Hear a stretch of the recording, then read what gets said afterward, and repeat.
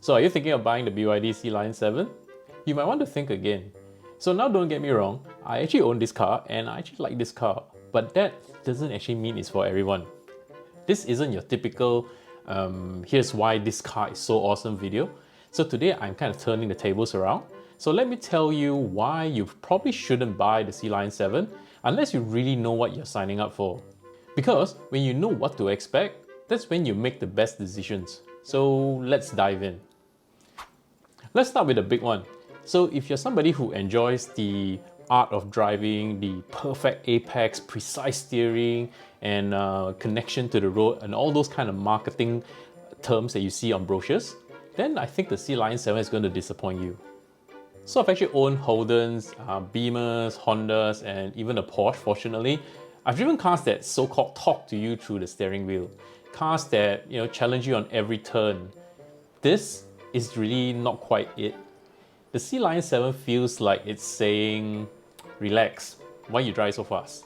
The steering is a little vague, the body kind of leans into the corners, the suspension is soft, which is great for comfort, but really terrible if you're looking for engagement.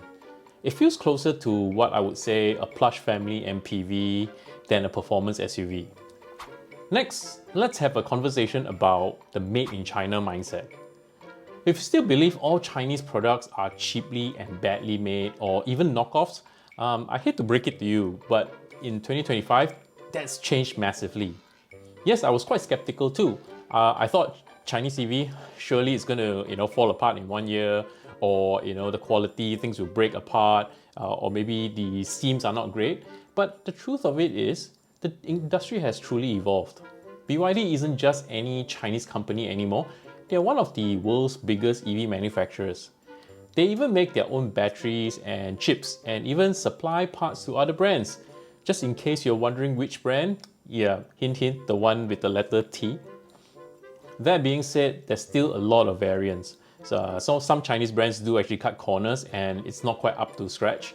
And if you're the type that kind of needs a German or Japanese badge to feel safe, then you should really save yourself the stress. Because even if the quality is great, your mind will always be whispering to you, but it's not a Mercedes or it's not a Beamer. So if you're not ready to mentally accept a Chinese-made car, it doesn't matter how well it's built. You'll always find something to nitpick. Here's the thing about owning a Chinese EV. You are basically a beta tester. The Sealion 7 is a great hardware paired with what I would call evolving software. So if you're owning a smartphone, it's like a smartphone in 0.9 version, so to speak. You might get a cool feature 1 week and then lose Bluetooth stability the next, and maybe, you need to reboot your 4G system every now and then. The app might lag, the infotainment system might crash, or translation might be a bit weird, the pronunciation a bit off-key. But it is what it is. It's the joys of owning a Chinese EV, unfortunately. So if you're someone who expects Apple-like polish, clean UI, and seamless syncing, this is really not the car for you. But here's the good part. BYD does push out updates, although I haven't seen one yet for the Sealion 7, relatively new. Things do improve based on what I've seen from the other BYDs. But you need to be mentally okay with what the car offers today and not necessarily what's promised tomorrow. So what I would say is, to get a BYD Sealion or BYDs in general, patience is really key. It's not for control freaks, for sure. It's for owners who go, okay, you know what, it's a small bug. The next update will fix it and hopefully fix anything else in between. If you're a sucker for minimalism, this car will definitely stress you out. The Sealion 7 is not necessarily about Scandinavian designs. It's not a floating tablet with a white box. It's got buttons, it's got ambient lights, it's got textured finishes and some flashy icons. Unlike the Tesla, one screen does it all, limited buttons. The BYD probably have one screen and like 10 different buttons that you can also do stuff on the screen. But yeah, why? Because it's made for traditional drivers transitioning from ICE. People who want familiarity, not futuristic alien tech. I actually quite like that.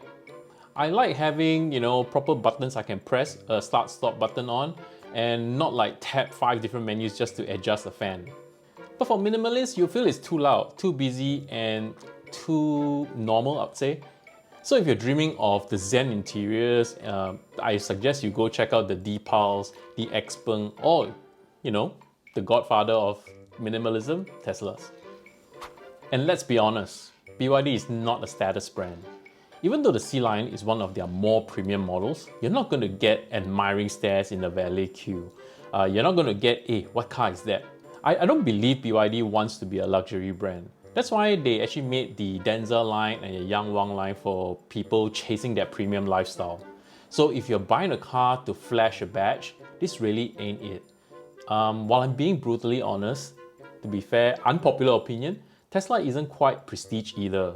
It's mass market tech wrapped in a cult following, great cars, but it's not quite a Bentley either. So if prestige matters to you, either go upmarket or buy a used German brand, but don't expect the Sealion 7 to boost your social capital. So after all this, you might be wondering, should you still buy the Sealion 7? Very simple. If you want great comfort, you love the features that punch above their price, and you're open-minded about Chinese innovation, don't need a brand name to validate your decisions, you're okay with a few software quirks here and there, and you're buying a car to drive it and not to show off, then yes, the Sealion 7 could be your perfect match.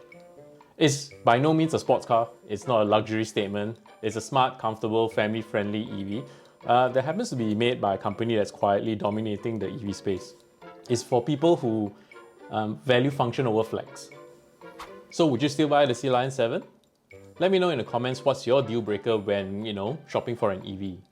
Meanwhile, smash that like button if this video helped. Subscribe for, other real world ownership stories, and if you already own a Sealion 7, tell me what surprised you the most, good or bad. And as always, I'll see you guys in the next video.